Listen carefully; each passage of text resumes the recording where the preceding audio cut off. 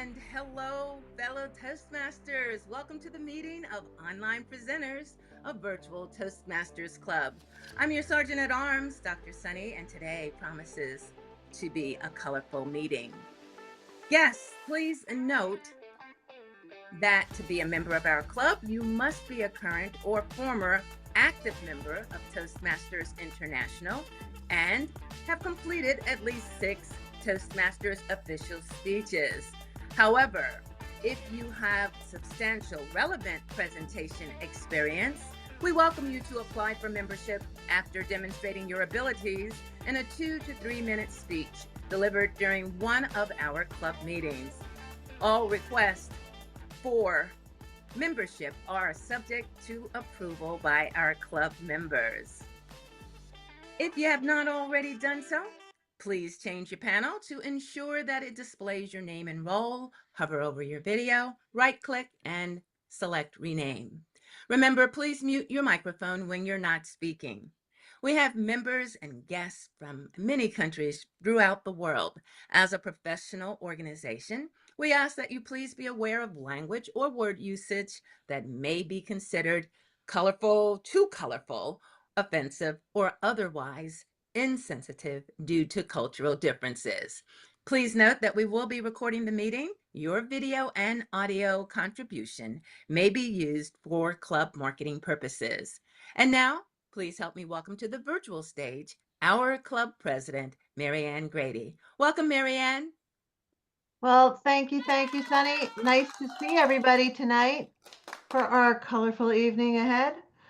Tonight, I want to welcome you all to Online Presenters, and we serve those who give online presentations professionally or those who aspire to do so. And that could mean public webcasts, live video, internal video conferences, or screen sharing sessions. So if you do those things, you're in the right place. Announcements are short tonight. I just mentioned it. We have parliamentary procedure educational session on February 24th, and our speakers that night will be Barbara Proctor and Penelope Bohm. So I encourage you, if you want to learn a little bit more about parliamentary procedure, to make sure that you're here that night. It should be very interesting. And next, I want to bring up to you our Toastmaster of the evening, and all adorned with the red background for Chinese New Year. Please welcome Victoria Lee. Thank you, Madam President. Thank you. Well, before the meeting, everyone has been telling us what's your favorite color. Today's meeting thing is colors of celebration. Well, you see my background, the China red. Now, let me ask you one question. Have you ever heard the term called intangible cultural heritage? Let me tell you, in December 2024, United Nations, the scientific UNESCO has recognized the Chinese festival as the intangible cultural heritage worldwide because China Festival, Spring Festival, is a time for joy, for family reunion, for renewal. Well, we know that different culture express the celebratory moments in different colors. In China, we use China red as the starting point. The color red, deeply symbolic in Chinese culture, is a powerful token of good fortune and happiness, often seen in decorations, clothing, and iconic red envelopes. You see the token in Joni's the screens is a red envelope featured fortune. Fu, the Chinese character Fu is called means fortune and is surrounded in with the golden color. We often refer to this vibrant hue as China red, and it's recognized and associated with this festival occasion. While 2025 is the year of snake, as you see in my left side, that's at the bottom is a snake sign. That is the Chinese lunar calendar year. Many places worldwide will celebrate this zodiac year as well. The use of China red isn't always replicated in other places. For example, you might see commemorative postage stamps featuring snake designed in various colors, reflecting the different artistic interpretation and cultural influences. Let me share my screen for a quick display of what kind of the envelope you might see. So you see, this is the traditional Chinese red feature, the snake design. And then you see like in other places, all kinds of different colors they may be utilized to celebrate. Now, we are going to embrace this meeting theme and talk about the different colors, how the colors fascinated our minds. Now, before we start the meeting, let me introduce the functional role teams. Every meeting, there's a team to witness how we use our languages and give us reminder where we can improve. The first role taker I want to introduce is our timer. Time is important. Let's welcome Andrew Byrne onto our virtual stage. Thank you very much, Carrie. The timer measures and observes the time for each of the different bracketed times that we observe during our meeting. We have prepared speeches that go from icebreakers that are 4 to 6 minutes, regular projects that are 5 to 7 minutes. We have impromptu speeches that go from 1 to 2 minutes, and evaluations that go from 2 to 3 minutes. Normally, you will see a green button showing when you have reached your minimum amount. You'll see a yellow button when you are midway, and you'll see a red button when you have completed your time allotment. You have 30 seconds remaining after that to get off the stage. Thank you very much. Thank you, Andrew. Thank you.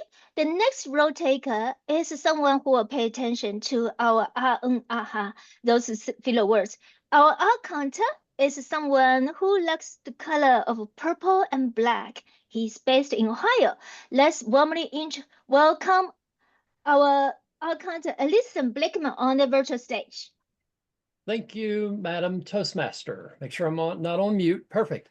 So, fellow Toastmasters and distinguished guests, the purpose of the all counter is to note words and sounds that are used as a crutch or a pause filler by anyone who speaks. During the meeting tonight and this morning, for those who are already into tomorrow, I will listen for overused words such as well, but, so, and, you know. I will also listen for filler sounds like I will note when someone repeats or says, you know, and this means, and at the end of the meeting, I will report the number of times that each user used these expressions. I've got my notes and I'm ready to go. Back to you, Madam Toastmaster. Thank you. Well, next is our grammarian. Grammarian for today is someone who is having birthday today. Let's warmly welcome our grammarian, Christine Stable, Iblax, on the virtual stage. Thank you so much, Toastmaster of the day, Victoria. So as grammarian, my role is to help fine-tune our language skills. It's a role that is not just a token responsibility, but a meaningful opportunity to help us all become more precise and impactful communicator. It is my responsibility to pay close attention to all speakers, listening carefully to their language usage. I'll take notes of any misuses of the English language, as well as any outstanding words, quotes, saying, or thoughts. As grammarian, it is also my duty to introduce the word of the day, which today is token. Joni, can you do me the honors, please?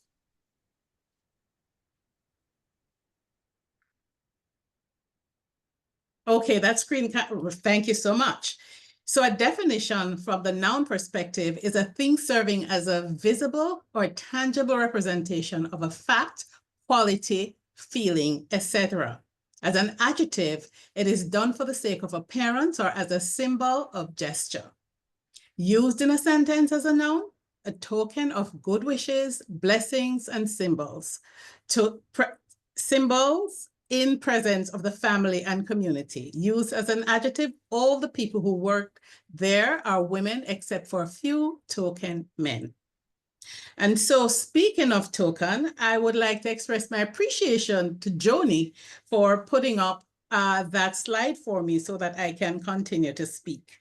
And so that is it for me. And back to you, Madam Toastmaster of the Day. Thank you, Christian. Christian, thank you so much. The next role is very special because I only witnessed this role in Online Presenter Toastmaster Club so far. It's called Watcher. Who will do that? Is our Sherry Blake. Let's warmly welcome Sherry Blake on the virtual stage. Thank you so much. My job is really simple. I get to watch everyone, right? I get to make sure that everyone's paying attention. I get to look at your backgrounds, just observe you throughout the meeting, and then I will report back at the end of the meeting with my report. Back to you, Toastmaster of the Day. Thank you, Sherry. Wow, the next person actually took two hats.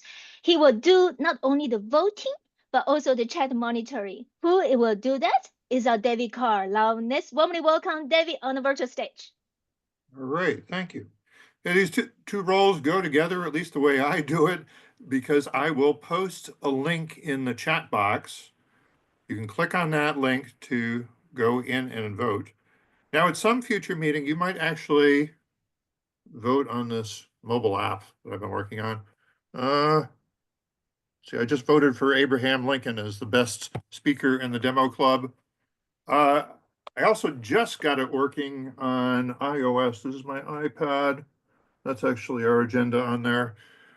So I'm looking for people to help test that to make it something that is actually useful for Toastmasters clubs. But today I will be monitoring the chat in case anything unusual, remarkable goes on in there. Common advice is not to post to the chat while the speaker is speaking. But if the speaker is a tough speaker, an experienced speaker, you can go ahead and heckle them in the chat, and I'll keep track of how you're heckling them, or I'll keep track of maybe questions that you're asking. And I'll try and relay those things to the speaker, the Toastmaster of the day, whoever needs to know what might be going on in the chat. Madam Toastmaster. Thank you, David. Well, David has just given us an advice. When speaker is speaking, please do not disturb them showing the chat unless they're like very tough speakers. So it comes to our prepared speech session. Today we have two prepared speakers. The first speaker is someone from Australia. As far as I know, he's a journalist, travel writer, podcaster, blogger, and traveler and trainer. He's doing his pathway in effective coaching level 2. His project is called Introduction to Toastmasters Mentoring. And his speech title is, I have difficulty to pronounce it. He must be a tough speaker. It's called Osmosis versus Osmosis. I hope I pronounce it correctly. Now let's warmly welcome Graham Harris on the stage. Madam Toastmaster, Toastmasters and guests, let me introduce you to my mate, Osiris. Osiris is a token, if you like, of, well, let me explain. According to the mythology of the Ennead, Osiris was the great-grandson of Ra. He was a god who inherited the throne as the king of Egypt when Ra receded from the earth, and Osmosis was quite active in human affairs. Osiris ruled justly. He set laws in place that led to a peaceful society, and he taught the Egyptian people agricultural techniques. He was effectively one of mankind's first great teachers, passing on his knowledge from the world of the gods down to the world of men. That definition, by the way, comes from Catherine McClymond, who's a chair and professor at the Department of Religious Studies at Georgia State University. The interesting thing is that she's written about this in a lecture which I came across called Great Mythologies of the World. If you are a subscriber to Audible, make sure you get a copy of this because it's a fascinating read. Osmosis, on the other hand, was the process where something is absorbed into something else, despite there being a barrier between them. So we've heard about Osiris. Now let's talk about osmosis. Strictly speaking, there are two compartments which are separated by a semi-permeable membrane. James Hardy, who is at the University of Akron, puts it this way: the size of the pores is large enough to let small particles, ions and molecules, pass freely through, small enough to inhabit the passage of larger molecules, that's what it means in physics anyway, and in terms of chemistry. But what it means for us in human terms is that if people are surrounded by a greater concentration of something, for example, they're surrounded by a greater concentration of knowledge or of prejudice or of a sense of humor, then that passes into them as if by osmosis. Now, the interesting thing about osmosis, as far as we're concerned, is that we're not even aware that we're learning those things that are passing into us. It just soaks in. And here's an important point. That absorbing, as if by osmosis, is how most things are taught and how most things are learned. I'd like to think that over the past 65 years or so, I've learned a little bit.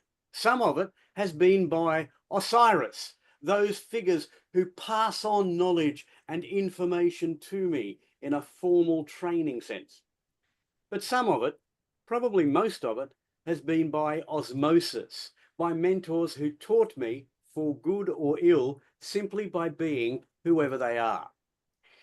Before I get to talking about mentors, those that have been my mentors and proteges, willingly or otherwise, it's probably important that we discuss mentoring in general. The word mentor, in fact, comes to us from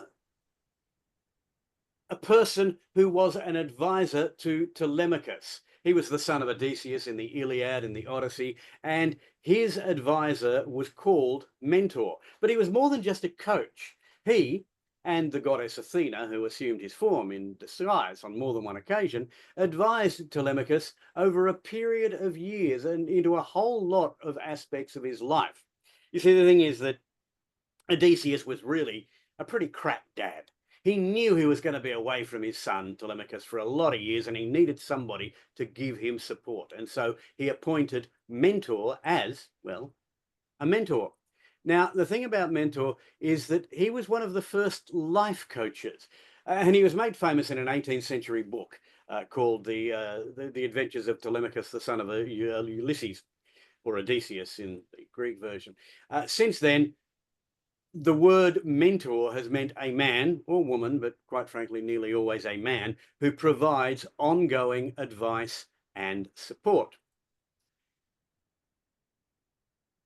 Let's get back to Osiris and osmosis. As I mentioned, we either learn by information being imparted from above, that's the God model or Osiris, or we learn by absorbing the examples around us by osmosis.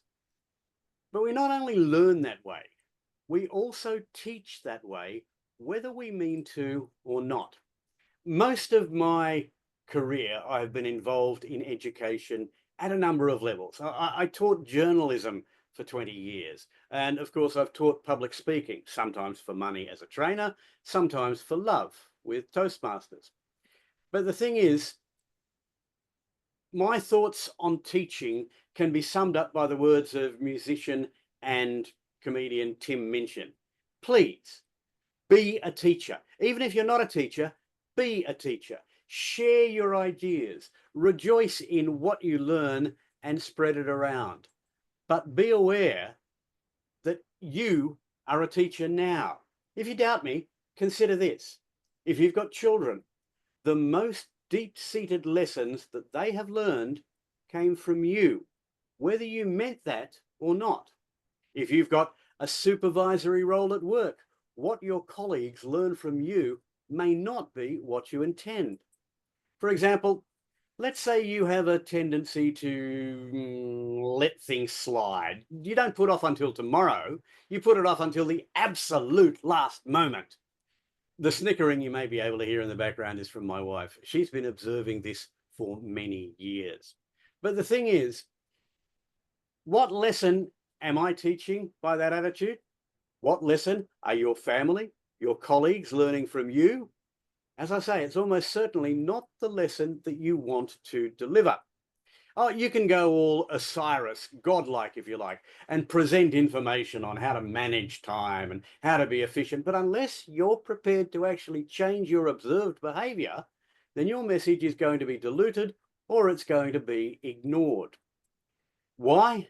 Well, because quite frankly, osmosis is a much more powerful influence than Osiris. After all, we have to think to absorb the information which is being given to us from on high, but we are constantly surrounded by others and we absorb their influence without thinking.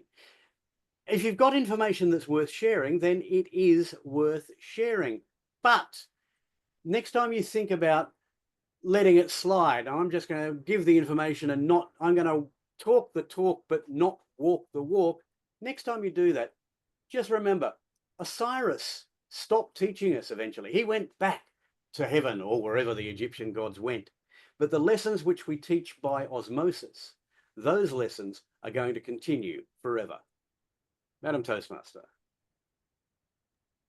Wow, thank you, Graham. Thank you. Well, it's my first time to hear the introduction of mentoring using some Egyptian ancient figures.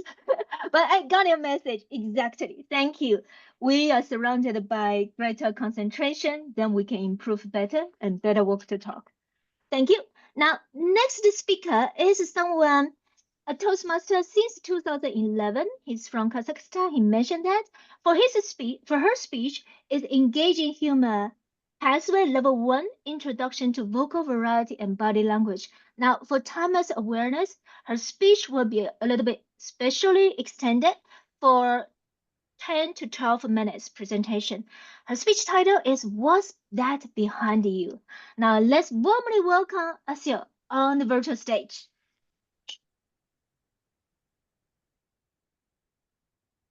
Fellow Toastmasters, raise your hand if you are trying to listen to me carefully, but your attention is already drifting away because you are wondering, what's that dog doing on Asil's background? Did you know that the average attention span online is only 8 seconds? That's one of the shortest ever recorded, and distractions like this happen all the time. Today, I'm going to share 3 tips to improve your storytelling online so your audience stays focused on your message instead of getting distracted by random details in somebody's background. Here's what we will cover on storytelling online. Start with a hook, paint a picture with your words, be animated. These tips help you grab attention, keep your audience engaged, and deliver your story in a way that resonates, even through the screen. Do you think it's hard to tell stories online? We fight for attention in a world where videos start with, "I almost died that day," but end with someone forgetting to add salt to their soup. Still, even in a sea of distractions, storytelling is one of the most powerful tools we have. You might wonder, is telling a story online really that different from telling it in person? In real life, you've got eye contact, body language, and the sense that people are with you. But online, you are mid-story, you are killing it, and your doorbell rings, or 37 chat messages flood the chat box, or Wi-Fi freezes, and now you are a human slideshow. It happens to all of us. I was going to share a multiple choice question using a PowerPoint slide, but instead, I want you to try to listen to me carefully. No slides, no videos, just my words. And whatever you do, don't start thinking about the dog in the sky. Don't ask yourself, what is the dog doing specifically in the sky? Please focus and put your answer in the chat. Here's a token multiple choice question. What is the biggest challenge when telling a story online? What is the biggest challenge when telling a story online? There are 4 options. A, the audience's attention span. They're clicking away to watch a cat riding a Roomba or lurking on our David's Blue Sky page. B, distractions everywhere. You are pouring out your heart out and someone types in the chat, "What's with the dog in the sky?" C, overthinking the perfect story. You're practiced, scripted, and then you freeze, wondering if your first line is good enough. And the last option, background fails. Your dog takes over, barking like it's trying out for a talent show, right in the middle of your serious moment. C and D. Johnny put C and D. A, B, C, D. E, all above. A, B. C and D.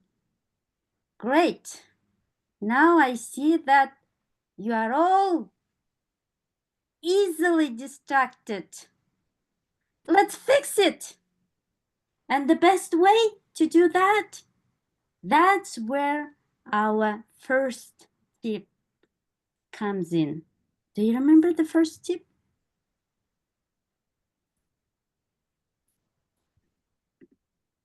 Okay, start with a hook. Don't start with, so today I'd like to tell you about something that happened. You might lose everyone before you finish the sentence. People would start scrolling, messages in the chat would be popping up, and your story hasn't even begun. Instead, lean into the camera and drop a bold statement like, "Have you ever been betrayed?" And your audience is suddenly all ears. Betrayed? By what? By whom? The first 3 seconds are critical. If you don't grab their attention right away, they'll be off to our David's Blue Sky page. So, ask a surprising question. Make a bold statement or tease what's coming. Give them a reason to lean in and think, I need to hear this. Now, you have their attention. Let's talk about how to keep it. And I don't see the timer. Where's my timer? Okay. Top left, 7:33. Tip number 2, paint a picture with your words. In our online world, we've gotten a little too comfortable. Most of us rely on slides, videos, or virtual backgrounds to do the heavy lifting. Why? Because it's easy. But what if we let our words to do the heavy lifting instead? Picture this. Instead of saying, I was really nervous, try something like this.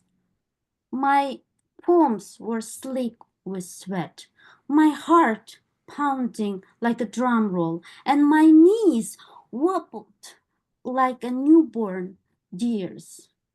I held the microphone tightly, afraid it might fall from my hands. But on the outside, I fought to look composed, as if I had all under control. See the difference? You're not just hearing it, you are feeling them. It's a sense no slide or video can fully capture. That's the power of word. Indeed, tools like videos or slides help, but at the core, storytelling is about language, the way you paint pictures in the minds of your audience. Try leaning on that more often to hold their attention until the very end, even if your cursor hovers over the leave meeting button. Now that we know how to paint a vivid picture, let's fine-tune how we deliver it. Tip number 3, be animated. Look into the camera. Your audience needs to feel you are talking to them. They need to feel that. Use your body language, even if it's just your hands or facial expressions. It keeps your delivery dynamic. And vary your voice. Energy matters. A monotone delivery will lose people faster than a buffering screen. These adjustments, eye contact, gestures, vocal variety, can make a big difference in how your story lands. When you are telling a story online, remember, hook them, print them, and focus on delivery.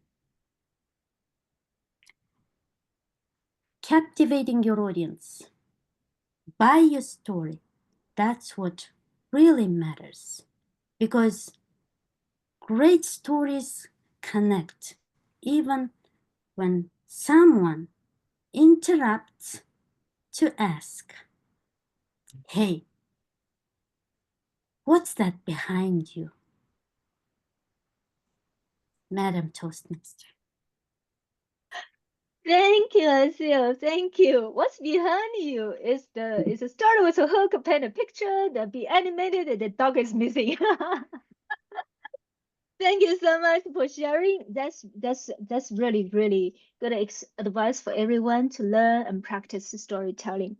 All right, now move to the exciting part. We call it in Toastmasters. We call it the table topics. It's about impromptu speech. We will have a table topic master. Oh yeah, sorry. Before we move on to the table topics, everyone, if you have seen the link on the chat message, please vote for the speakers. Vote for the best speakers you like. And attention is actually a token of gratitude as well. So please vote. And now let's move on to the time usage. Time usage. So timer, may I double confirm that every speaker is within the time limit? Yes. And I Okay, put thank it in you. the chat as we're speaking right now. Okay, thank you, Andrew. All right, now move on to the table topic session. Our table topic master today Professionally, she is a finance professional, but also a founder, traveler, writer, and judo. Wow, I am so admiring you, really. Besides using mouth to speak, she also loves using it to enjoy cuisines around the world. Now let's formally welcome our table topic master, Carrie Kong, on the virtual stage. Thank you so much, Toastmasters of the Day. Let's hear about this.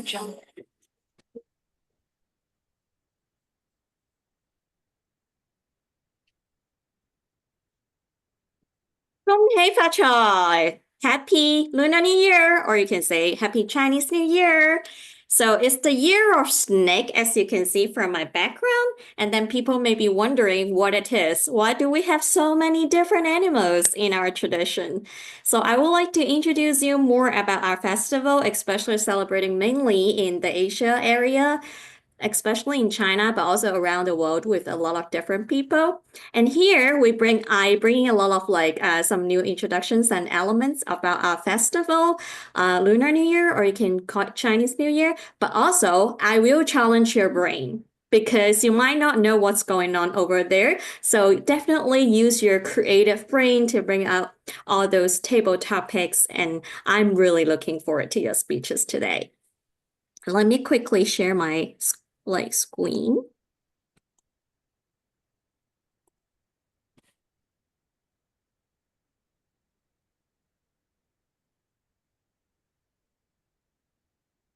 So, all right, let's keep it here. So maybe before this, I would like to introduce a little bit about the first tradition that we have is the reunion dinner. So usually on the first day of the festival, we will have like a big reunion dinner of all our family members coming together. It's not limited to our parents, but also it will be the outer family, such as our cousins, uncles, aunties, grandparents as well. It's like a symbol of bringing happiness, prosperity, longevity all together, and it welcomes a fresh start. The more people, the better. So let me pick up somebody who probably likes more people in here. Let's see who can pick. Maybe Johnny? Johnny, are you available to speak? Hi, Johnny. All right.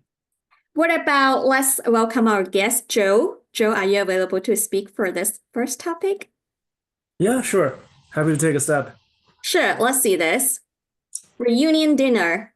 So the family talent show. This year, your family decides to add a talent show to the reunion dinner. What talent would you showcase, and how does the audience react to you, Joe?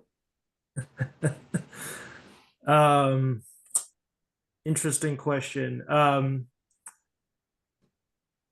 I think the talent that I would showcase, I'm not sure if it's a talent anymore. I used to be really good at singing when I was really young. So maybe I'll pick that as the talent. And there's some vintage, 90s pop songs that I would probably showcase as part of that. And I haven't sang for about 20 plus years, so I'll be very surprised if I can still sing the way that I used to do. And I think it'll probably be a very, I'll probably try very hard, but I think it will probably be more of a funny kind of response from my audience than anything else, especially when my voice breaks and or I go out of tune. But I think it will be a very entertaining, show from that perspective. So that sounds really interesting. Thank you so much, Joe, for your sharing. So for the next one, I would like to introduce another tradition, which is red envelope. So usually people, they will have like a big envelope. This is a big one. Sorry of my background. It has the same color. People will have a smaller one with some words on it. So for red envelopes, usually it's filled with money. For money, we mean cash, real cash. So we give like real cash and put it in an envelope to give it to the younger children, especially for those senior people who got married. They will give the envelope to the younger children so that it sends blessings to them. And just remember, never open it in front of the giver. Just open it after you come back to home. Next one, I would like to get like Andrew. Okay. Yes, let's see this. The lucky red envelope surprise. You receive a red envelope with something unusual inside instead of money. What is it? What do you want it to be? To you, Andrew. Thank you very much. One of the things that I had heard a number of years ago was very popular in China was stuffing that red envelope with brand new iPhones, and particularly iPhones that were in gold, because gold as a color has a specific issue that connotes prosperity, opportunity, and a whole bunch of other things like that. Because of that, gold iPhones were very hard to come by, but those that got it in the red envelope were considered very revered, very respected, and very happy that they got their gold iPhone. And who knows, maybe this year you'll get a gold iPhone in your red envelope if the tariffs don't block all iPhones from coming into the US. Wow, such a surprise. I would love that. Give me more iPhones, and that's way more expensive than a red packet. Usually that counts only in $20. Thank you so much, Andrew, for that. So next one, I would like to introduce lion dance. Lion dance is a very vibrant and energetic tradition. Lion dance is performed by usually younger or maybe some more experienced professionals. It's to bring good fortune and for a token of chasing away evil spirits. Also, it's accompanied by really loud beats and drums. The lion leaps and then they will turn around and then they will eat the lettuce in the end. And sometimes they will also eat those red packets for the sake of collecting more tokens of money. So in the business traditions or in the community, we can see a lot of lion dance. So maybe next one we can get Andrew, in this case, Andy. Are you available? I just spoke. You want me to do it again? Oh, no. Andrew. Andrew. Probably me, Andre. Andre Smolenko, right? Yes, yes. Oh, yes. Anytime, Carrie Kong. All right, let's do this. Dancing with the Lion. You have been invited to join a Lunar New Year lion dance performance, but you've never done that before. How would you prepare and what expected challenge do you face during the dance? To you, Andy. What an excellent question, Carrie. Of course, as everyone knows, as experienced Toastmaster, we've been practicing, just coming up with some most bizarre and most interesting things in a matter of a few seconds. This is why we practice table topics. And thanks to table topics, I would come up with a little speech. I wouldn't do any lion dance. I would probably introduce all my colleagues, everyone involved. I would try to involve members of audience. I would do anything but the actual lion dance, because I just don't know how to dance with lions. Even though I've seen it many times on YouTube, I would concentrate on building up the moment when the real lion dancers would come onto stage.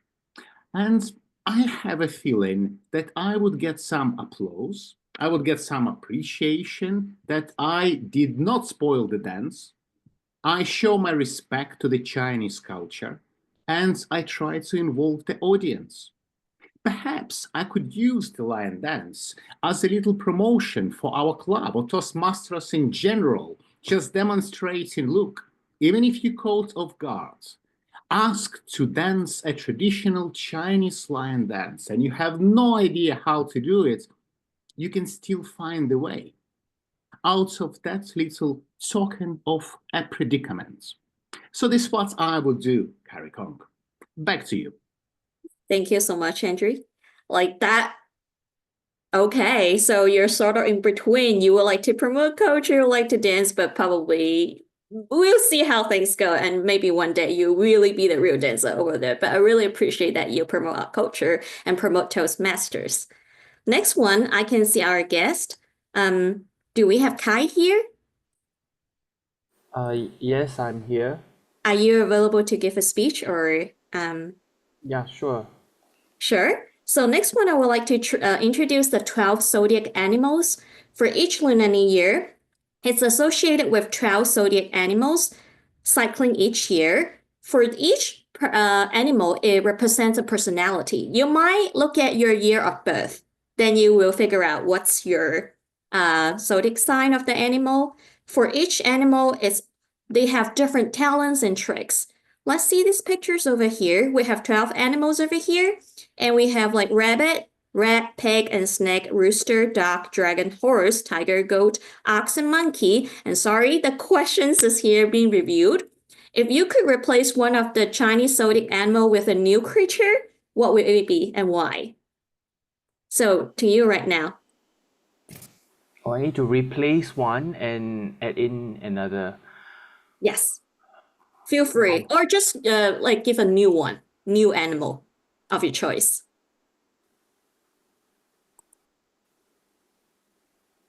Well, I would say the cat.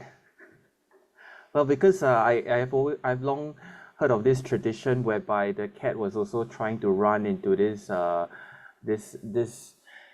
ranking of these 12 zodiac animal, but the cat actually didn't make it make it, and so the cat was a bit upset with the dog, which is also part of the 12 zodiac animals, right? And so I would say, maybe being generous, I will give the cat a chance to make it to this top 12, and so they can actually be happier and be rewarded.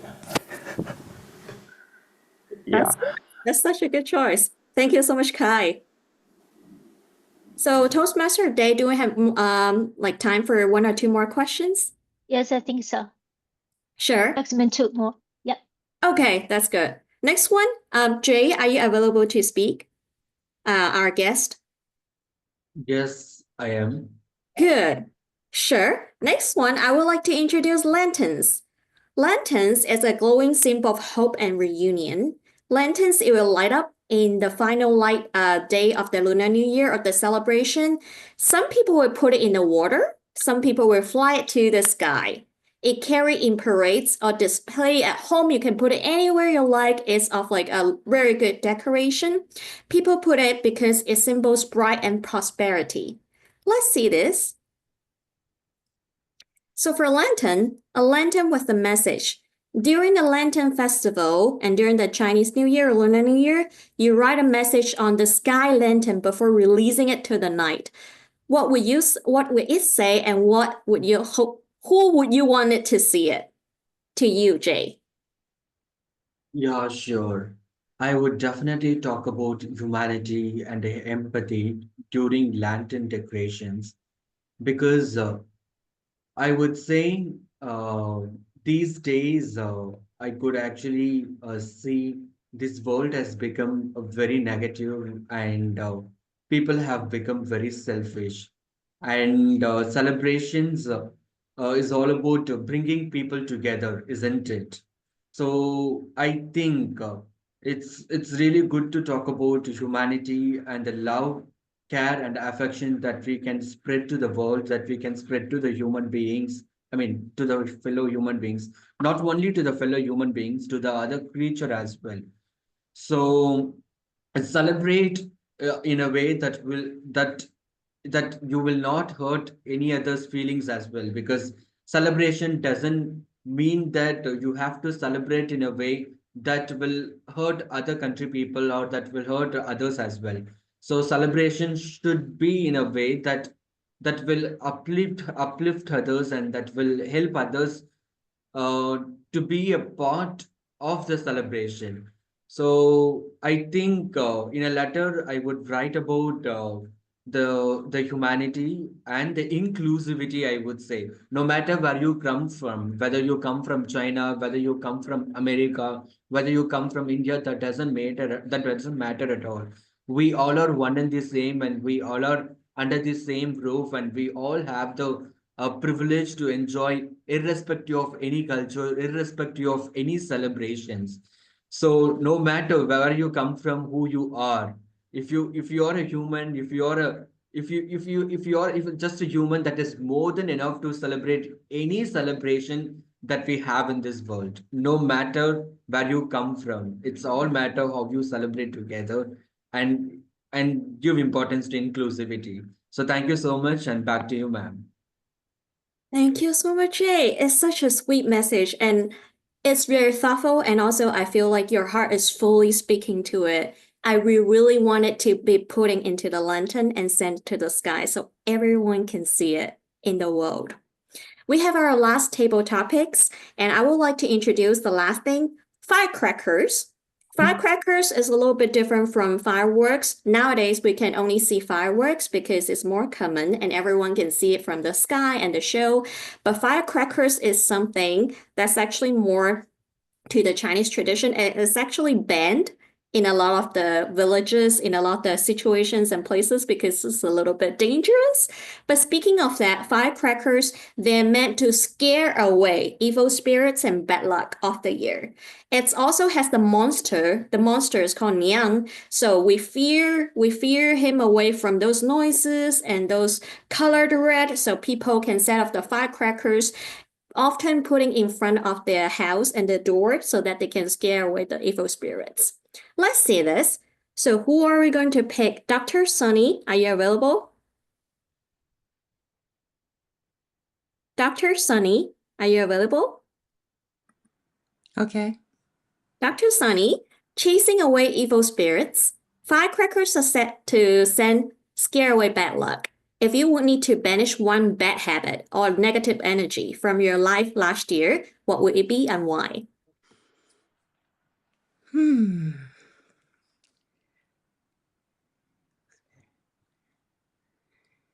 If I could banish one bad habit or negative energy from my life this year, I probably would want to banish filler words while I'm on a Toastmasters meeting, because filler words can detract from the message you're trying to get across. One of my fears is that I will forget what I have to say, and so I may go, But I am learning tips because I teach those tips to pause. So I already have a plan in place in case I do have to banish those filler words, because as I often say, they're like potholes. Once you know where a pothole is, you avoid it. Once you know where your filler words are, you can avoid them by, if it's at the beginning of a sentence, instead of just going, you can pause. If it's in the middle, just take a breath. And if it comes at the end, pause until you can figure out something to say, just like I did a moment ago. So if I can have some good spirits come my way and banish the bad ones, I'm sure I'll be in a better position and hope that I only have good spirits. And as a token of my appreciation for asking that great question, I might say that I don't always hear you say filler words. So congratulations on that. Back to you. Thank you so much, Dr. Sunny. The token that I got from you is that less filler words and more expressions. I just want to tell you, I just noticed I had quite a few filler words, especially at the first beginning of my speech. So definitely learning from it. And last but not least, happy snake year. I know this is the Chinese word snake, and I just wrote it yesterday. It's pretty bad, but 恭喜发财 and do have a nice, wealthy, healthy year full of like Toastmaster journeys and happiness with your family in the new year 2025. Back to you, Toastmaster Day, Victoria. Hey, Carrie, I have one quickie question for information purposes. Yep. You have a word for snake, but obviously there are many, many, many different species. In China, is that one word for snake applied to all different types of species of snake? Yes. So this snakes applies to all different species of snake, but if you have like a very specific type of snake, maybe you add one or two words in before or after the word to make it more complicated, means a different types of snake. So you'd be able to differentiate between a cobra and a cottonmouth and a rattlesnake and a copperhead, right? Not from this word itself, yes. But if we use more words, yes, we can differentiate. Like cobra, and we probably cobra is man show, right? Victoria, please correct me. So you have one or two more words in front of this word and after this word. So usually we have this word. It's a more general kind of animal referral. Yeah. Okay. Yeah, While you're it's a speaking up, general. was everybody within time? The timing went like this. The only one that was not hitting the time was Kai. He hit 50 seconds as opposed to hitting the 1 minute mark. Everybody else was 1 minute and beyond. The longest time was 2 minutes and 9 seconds, and that was Jay.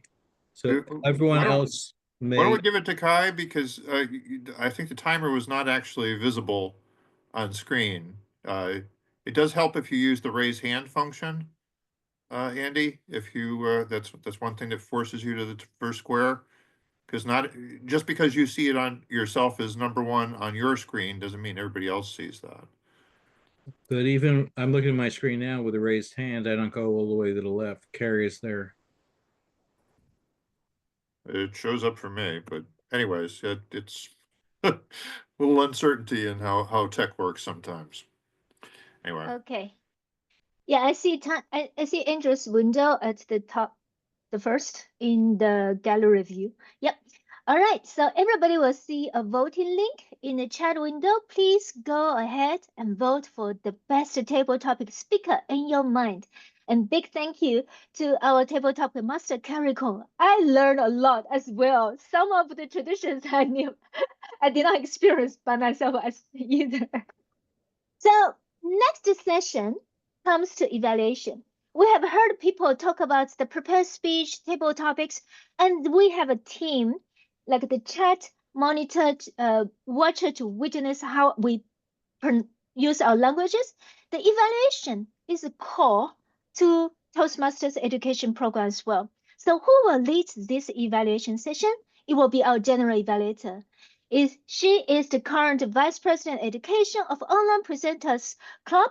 She is also an unconventional problem solver with diverse expertise. Now let's warmly welcome Johnny Rini on the stage. Thank you, our Toastmaster of the evening, Victoria. As a token to our use of language today, and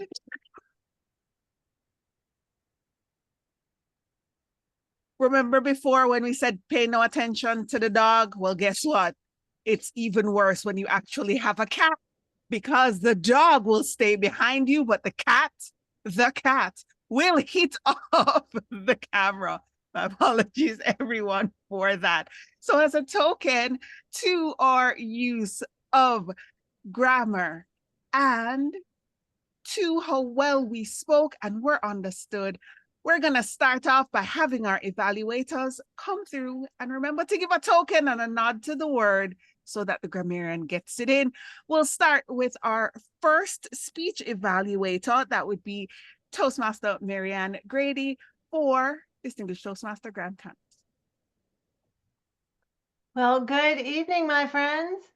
Tonight I'm here to talk about Graham's speech. Now, we've all heard this project done by many people, and it's really hard to capture attention with a topic that's been covered so many times. Though, not for Graham. You chose to illustrate mentoring by giving us stories about Osiris, the grandson of Ra. I was hooked. Speaking about the two different ways of learning from above or by osmosis, I thought that was super interesting.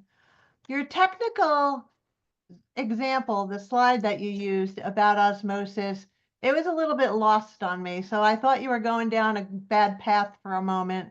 But then you followed it with a very relatable explanation.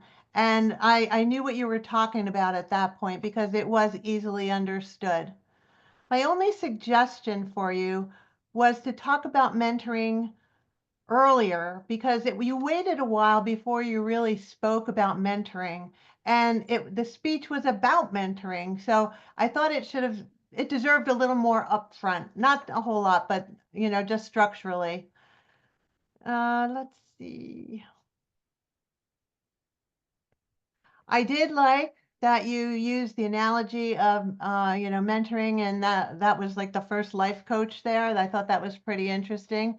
I thought it was pretty funny when you said Shirley was snickering in the background, and it's always good to have a little levity whenever you're giving a presentation.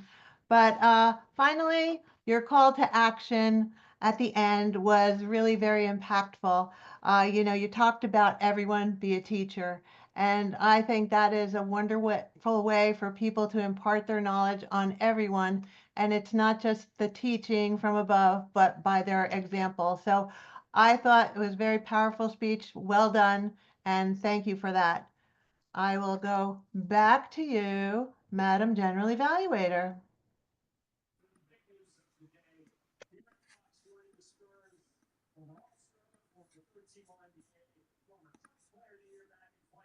Thank you, Toastmaster Mary. I was so absorbed in the trying to figure out if the cat didn't make it because of the fact the dog made it because the cat probably hit off something for the person who was picking on the evaluation. See, I was trying to pay attention to your speech. But you know what? I got distracted by the animals, always the cute animals. But you know who is going to remind me of what you did? Your evaluator for today. And that will be Sunny Fridge, who will let us know, did you pay attention to the dog? Over to you, Dr. Sunny. All right. Thank you so much. What's that behind you? That was an interesting title that you had. What's that behind you? And a good thing about a title is that it already can intrigue the audience if it's a good one. And I thought, in general, what's that behind you was both an engaging and insightful speech. You provided valuable techniques on how to connect with our audience. And right from the start, Asil, you used humor. And that was a way to really be effective by referencing that big dog in the background to highlight the challenge of distractions. That was a clever and relatable hook. Now, you asked the question right at the beginning, do you think it's hard to tell stories online? And at first, I just wasn't sure where you were going. But then once you talked about the structure of your speech and 3 key points that everybody should know, you talked about having a hook, and you emphasize the power of asking a question to immediately grab the audience's attention. And that was a strong takeaway because questions do invite curiosity and engagement. And you mentioned that a lot of times people's attention is like that of a goldfish, close to 7 seconds. Your second point, you talked about painting a picture with words, and you demonstrated this beautifully by using descriptive language such as my heart pounded like a drum roll, and just instead of just saying that you were nervous. And that's the kind of imagery that helps an audience visualize and feel the emotions behind a story. And then your third point was to be animated, and you encourage speakers to have good eye contact. And that can be difficult online unless you make sure that you're looking at the webcam. And you asked us to use body language, gestures, and energy, and you demonstrated this, and you kept the audience engaged. And you pointed out that a monotone delivery can make a speech dull, and that's an important reminder for all speakers. And I like that you engage the audience by asking a question. I got a little thrown at first because you asked the question and it sounded like you had several answers, and I got confused. However, I know that in general, you gave questions that made a good connection between the speaker and listener. And as Nancy Duarte says, stories are the emotional glue that connect your audience with your message. So you embodied that principle. And finally, Asil, to take your storytelling to the next level, I suggest adding a brief introduction before jumping into the content to help us know where you're going on your journey. Even though you gave us a hook, I was a little I was just a little confused, but I was having some tech difficulties. I'll just be honest with that. But you have my token of appreciation for giving us a mini workshop, and you asked great questions in general, and you delivered a memorable speech with practical and engaging tips. And just remember to possibly give an introduction. You can make an even greater impact, and you'll have the audience behind you, but in a good way, cheering you on during your next speech. Back to you. Thank you, Madam Evaluator, for reminding me of what I missed while distracted by the dog. Now, to give a token to the grammarian, I'm going to call the other functionaries first, starting with our timer to find out how our evaluators did. Thank you very much, Joni. And here are the numbers. The first one, the evaluation that Marianne did for Graham was 2 minutes exactly. And the evaluation that Sunny had done was 3 minutes and 39 seconds. Technically, the bracket was 2 to 3 minutes. Therefore, she went over. I'm sorry. Which means we Therefore, won't be voting. The winner is Marianne. We won't be voting for our evaluator today, but please get your votes in. I see our chat monitor / vote counter in the chat, still giving him some time to get the rest of the votes in. Sherry, our watcher, let me know. What did you see? Yes, I was watching. Everyone looked engaged, and I noticed this through their facial expressions. We had some colorful backgrounds for some. Graham, I loved your slides. They were very engaging. I loved the light bulb head. So you had a lot of great slides. I'm into photography, so some of your slides were like fantastic to me, phenomenal. Oh, overall, everybody seemed to be enjoying the speeches, the evaluations, the table topics. I was happy to be your watcher for today.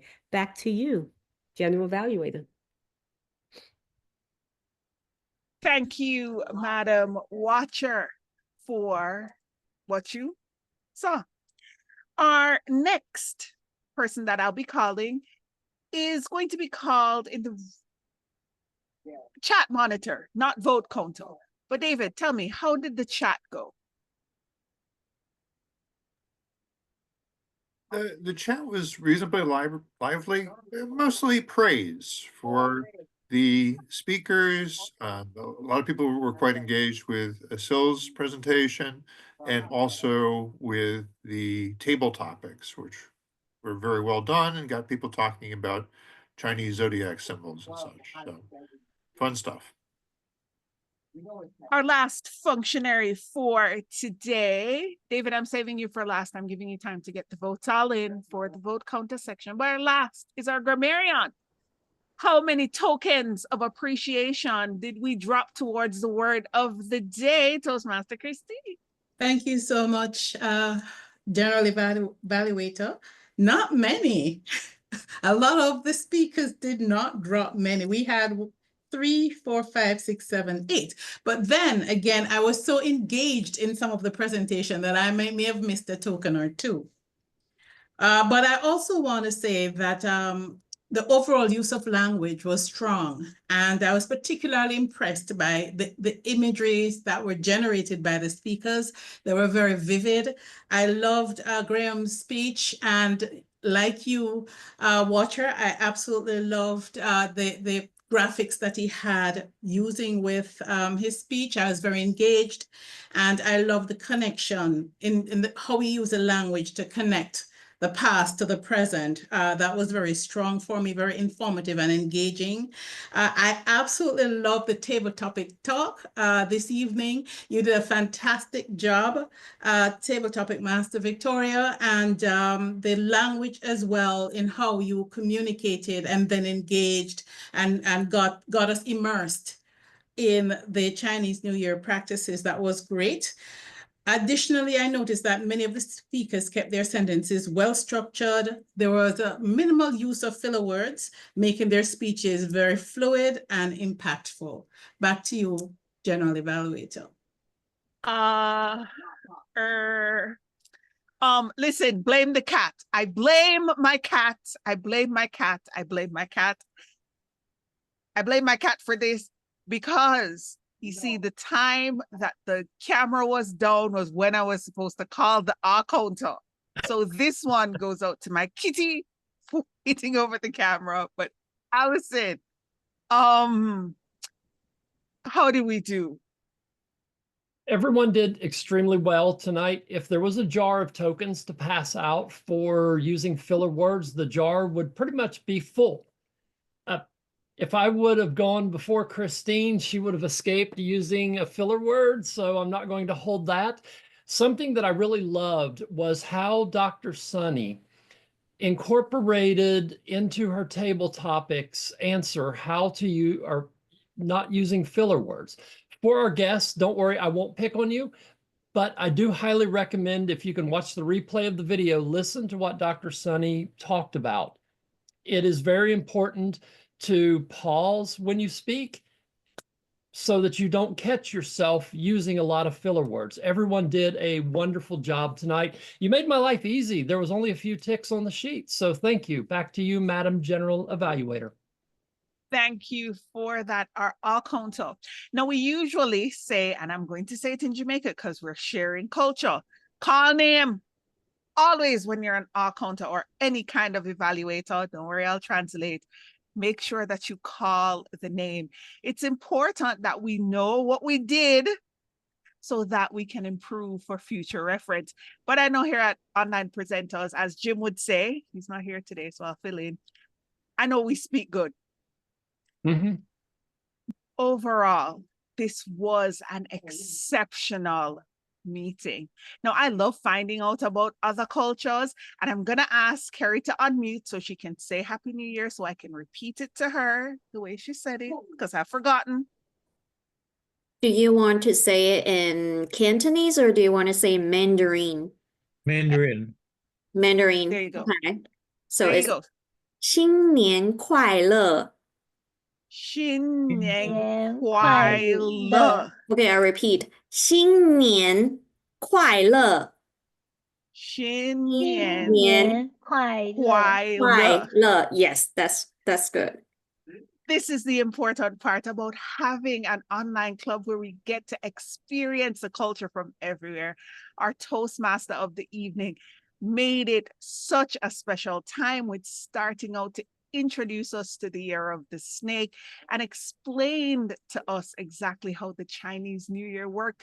For those of us who might have had no idea, our speeches were excellent, our evaluators were great, and our table topics master took it to another level to explain even deeper.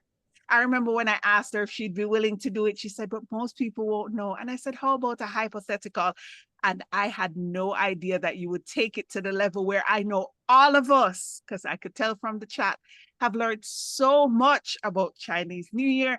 And we could actually empathize and put ourselves in your shoes, even though we've never been there. Today was an excellent meeting. I know we are gonna go into the Lunar New Year having fun. It's all about sharing our experiences, our ideas.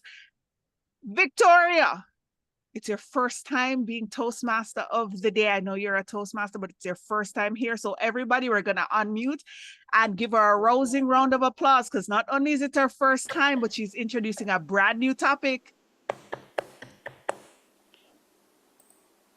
Excellent overall meeting. And I really blown away. I'm almost at a loss for words with what else to say, except Happy Lunar New Year, Happy Chinese New Year to everyone. I now return control back to our Toastmaster of the evening. Applause. Thank you. Do we want winners? Yes, David. Tell us There who you go, won. David. And the winners are. Working backwards. Well, we already knew sort of this one, but Marianne Grady, best evaluator, best at staying in time. Table topics. Andrei Smolenko. And speaker. It was close, believe me, but Estelle.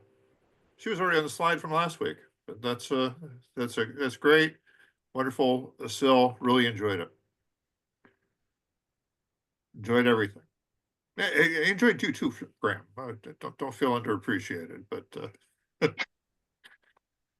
Thank you, David. Now let's warmly invite our club president, Marianne, back to the stage, virtual stage, to give us the closing speech.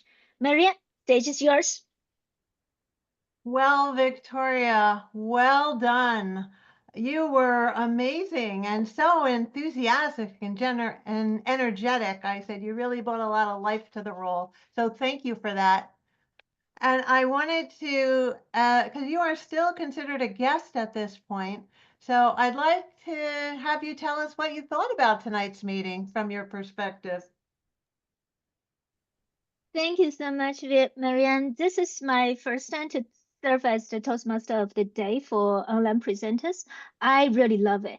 I really love the table topics that our table topic master, Carrie, has prepared. I learned a lot.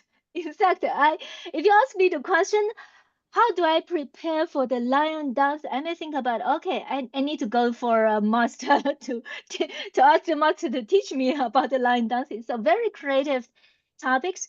And I believe that table topics is one of the most significant way to engage audience, also attract the prospective new members. Having 2 or 3 prepared speeches and a high quality evaluation, that is the core of Toastmasters pathway program, and that's how we learn. I would like to end with Graham's words, is that when we are surrounded with higher concentration, the knowledge is much easier for it to think in and for us to teach back. Thank you, Marianne. Well, thank you. Again, wonderful job tonight. And I have to say, Carrie, with your question about the lion dance, I thought I'd be a great lion dancer because I would have no inhibitions because no one would know who I was. So I thought that would be a lot of fun. All right. So, Joe, what did you think of tonight's meeting? Oh, I thought it was great. I thought both Carrie and Victoria did a great job with the New Year's theme. Sorry, with the Lunar New Year's theme. I was very pleasantly surprised. I thought this was going to be another session, but I thought it was very delightful to have to sort of overlay that theme onto tonight's session, and really got some really interesting some interesting table topics discussions. So it was great. I thought tonight was a great example of the founder, Ralph Smedley. He's the founder of Toastmasters. He always said we learn best in moments of fun. So I thought that was a good example tonight. Now, Jay, how about you? Any thoughts on tonight's meeting? Well, to be honest, it was an excellent meeting filled with a lot of enthusiasm, energy, and excellence, I would say. I really enjoyed the table topic session. It was really engaging and very informative as well. And once again, happy Chinese New Year. Let's celebrate this New Year together. And I wish all the Chinese people, may this New Year bring you more peace, prosperity, good wealth, and health. So thank you so much for having me here. And next week, I will be delivering my icebreaker speech at online presenters. So I request everybody to join and motivate and encourage me. Thank you so much, and back to you, madam. Well, thank you, and we all look forward to it. Oh, Kai, I think you're my last visitor on the list. So can you give me your thoughts on tonight's meeting? Just like everyone, I really enjoyed the table topics. It's a very novel concept for me because I have never expected it to be organized this way. In that there is actually a fun fact followed by questions for individuals to answer. So that was actually very new, and it kind of piqued my interest also, that even as a Chinese, I didn't realize that there were so many fun facts that I didn't actually know. So I enjoyed that part. And of course, everyone's enthusiasm and I also learned a lot from the speeches as well. Well, I think that's a big advantage of an international club because you do learn a lot because everyone's so diverse, and I just love that about this group. So thank you for sharing, Kai. Now, on February 24th, we have a meeting, an educational session on parliamentary procedure. On next Monday, February 10th, we will be having a board meeting. So board members, we're signing on at 6:30, so please make sure that you join us. And if you cannot, please let me know in advance. Appreciate it. Also, please sign up for your roles in advance, not just for the next one, but for the next few. It makes it a whole lot easier if those roles are filled, and then Joni doesn't have to assign us. You have been nominated. You know, I keep getting nominated for things. So make sure we all sign up so that she doesn't have that extra step in her day. So thank you, everybody. And at this point, the meeting is adjourned.